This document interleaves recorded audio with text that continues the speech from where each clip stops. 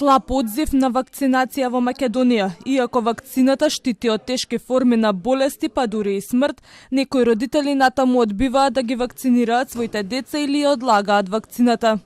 Немаме класично непримање, туку најчесто наместо да се прими на 1 година, се прима на 2, на 3.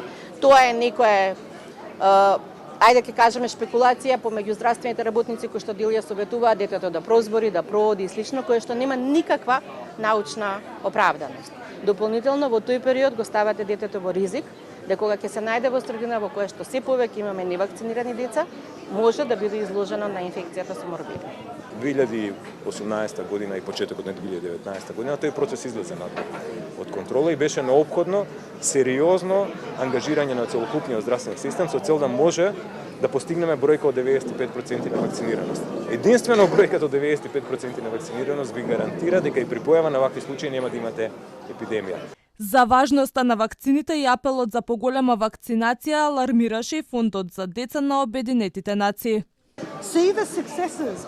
Моментално ги уживаме бенефитите на генерациите пред нас кои што биле целосно вакцинирани и успехот кој што го донела таа целосна вакцинација, затоа што многу болести веќе не ги сведочиме и не ги гледаме, болести кои што можат да доведат до смрт, кои што можат да доведат до повреженост, не ги гледаме поради тоа што генерациите со години пред нас успешно и целосно се вакцинирале. Лажните вести кои не се засновани врз научна вистина доведуваат до недоверба за вакцинацијата од различни болести, а тоа може да предизвика страв и ниска стапка на имунизација, вели Бојан Кордалов.